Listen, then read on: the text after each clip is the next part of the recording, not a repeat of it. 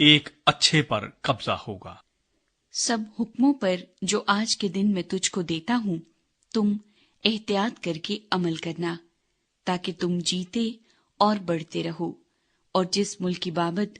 خداوند نے تمہارے باپ دادا سے قسم کھائی ہے تم اس میں جا کر اس پر قبضہ کرو، اور تو اس سارے طریق کو یاد رکھنا جس پر ان 40 برسوں میں خداوند تیرے خدا نے تجھ کو اس بیابان میں چلایا، تاکہ وہ تجھ کو عاجز کر کے آزمائے اور تیرے دل کی بات دریافت کرے کہ تو اس کے حکموں کو مانے گا یا نہیں۔ اور اس نے تجھ کو عاجز کیا بھی اور تجھ کو بھوکا ہونے دیا، اور وہ من جسے نہ تو نہ تیرے باپ دادا جانتے تھے تجھ کو کھلایا، تاکہ تجھ کو سکھائے کہ انسان صرف روٹی ہی سے جیتا نہیں رہتا، بلکہ ہر بات سے جو خداوند کے منہ سے نکلتی ہے وہ جیتا رہتا ہے۔ ان 40 برسوں میں نہ تو تیرے تن پر تیرے کپڑے پرانے ہوئے اور نہ تیرے پاؤں سوجے۔ اور تو اپنے دل میں خیال رکھنا کہ جس طرح آدمی اپنے بیٹے کو تنبیہ کرتا ہے ویسے ہی خداوند تیرا خدا تجھ کو تنبیہ کرتا ہے، سو تو خداوند اپنے خدا کی راہوں پر چلنے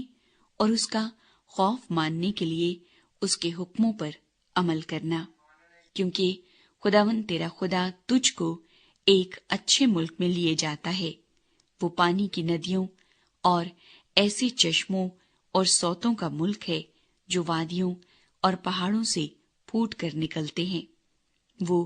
ایسا ملک ہے جہاں گیہوں اور جو اور انگور اور انجیر کے درخت اور انار ہوتے ہیں۔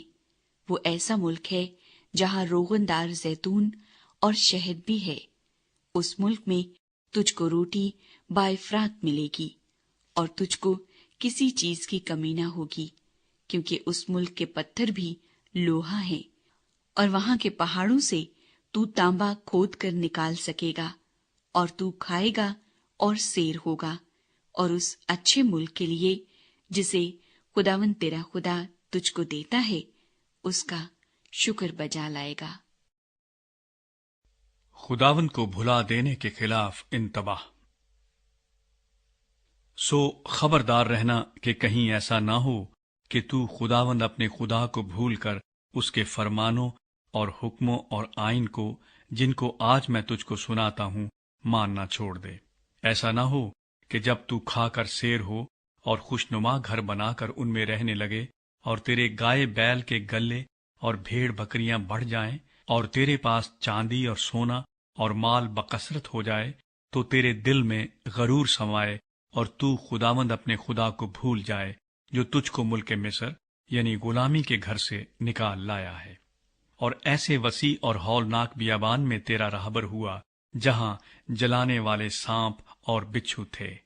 اور جہاں کی زمین بغیر پانی کے سوکھی پڑی تھی، وہاں اس نے تیرے لیے چکمک کی چٹان سے پانی نکالا، اور تجھ کو بیابان میں وہ من کھلایا جسے تیرے باپ دادا جانتے بھی نہ تھے، تاکہ تجھ کو عاجز کرے اور تیری آزمائش کر کے آخر میں تیرا بھلا کرے۔ اور ایسا نہ ہو کہ تو اپنے دل میں کہنے لگے کہ میری ہی طاقت اور ہاتھ کے زور سے مجھ کو یہ دولت نصیب ہوئی ہے، بلکہ تو خداوند اپنے خدا کو یاد رکھنا، کیونکہ وہی تجھ کو دولت حاصل کرنے کی قوت اس لیے دیتا ہے کہ اپنے اس عہد کو جس کی قسم اس نے تیرے باپ دادا سے کھائی تھی قائم رکھے، جیسا آج کے دن ظاہر ہے۔ اور اگر تو کبھی خداوند اپنے خدا کو بھولے اور معبودوں کا پیرو بن کر ان کی عبادت اور پرستش کرے، تو میں آج کے دن تم کو آگاہ کیے دیتا ہوں کہ تم ضرور ہی نیست ہو جاؤ گے۔